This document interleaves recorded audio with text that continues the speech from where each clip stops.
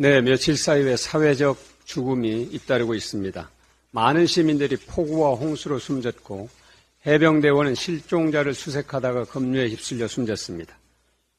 서울 한복판에서 흉기 난동으로 시민이 숨졌고 초등학교 교사는 극단적 선택을 했습니다. 얼마 전에는 이마트 노동자가 더위 노동으로 숨지기도 했습니다.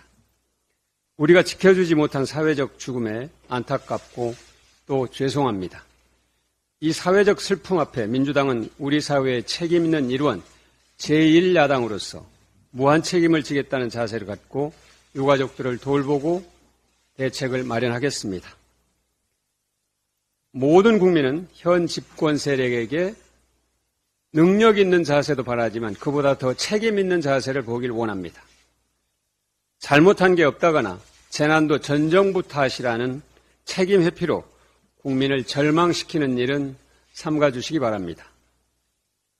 민주당은 내 탓이라는 자세로 사회적 죽음이 일어나지 않도록 책임 있게 후속 조치와 예방대책 마련에 최선을 다하겠습니다.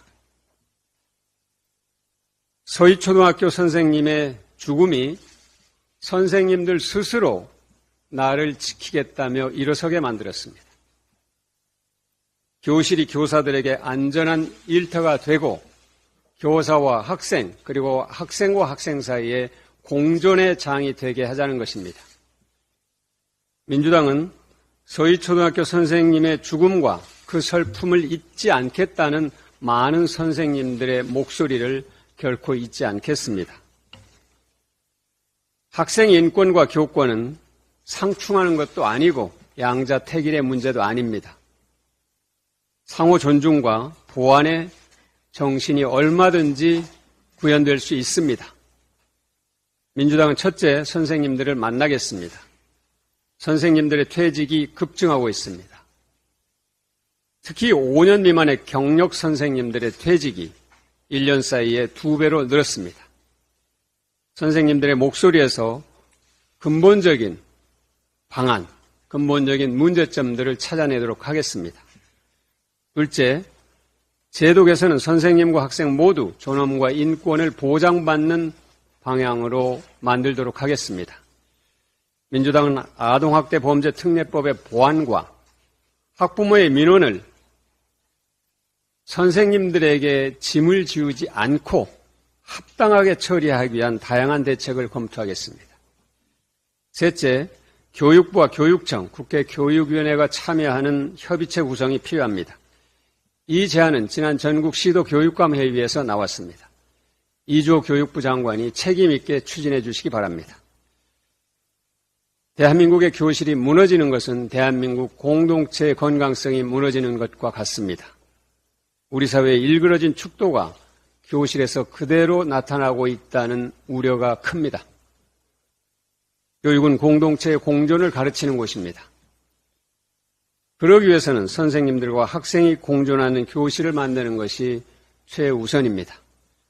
이 일에 민주당의 정책 역량을 집중하겠습니다. 정부는 밥상 물가를 잡는 데 총력을 다해야 합니다. 폭우와 홍수 여파로 채소값이 폭등하고 있습니다. 이재명 대표께서는 서울의 2배라고 했습니다만 여의도의 120배라고 합니다. 농지가 침수되거나 낙과 피해를 입은 경작 면적의 총합입니다. 농산물 공급이 줄면서 한 주 만에 오이값은 200%, 상추값은 150%로 됐다는 보도가 있습니다. 여기에 장마가 끝나면 폭염을 지나 태풍이 오게 될 것입니다. 러시아의 흑해 곡물 협정 폐기로 국제 곡물 가격이 올라갈 것으로 우려되고 공공요금 인상과 여름 에너지 비용 또 다시 오르는 기름값 등 물가 불안 요인이 매우 커지고 있습니다. 지금 정부가 대처하지 못한다면 고물가는 9월 추석까지 이어지면서 국민의 물가 부담은 더욱 커질 것이고 소비는 위축될 것입니다. 비상한 상황입니다. 수해복구와 피해 지원, 물가 안정 등 민생경제 회복을 위한 긴급 추경을 서둘러야 합니다. 폭우 피해를 입은 농축산물 항목에 대해서 정부가 비축 물량을 빠르게 공급해야 합니다. 장기적으로 기후위기 시대에 대처할 농축산물 공급 안정화 대책과 같은 큰 그림을 준비하는 것도 시급합니다. 민주당은 8월에도 민생위기에 대응할 수 있도록 정무위원회와 기재위원회, 농해수위원회 등 유관 상임위원회를 가동하도록 하겠습니다. 이상입니다.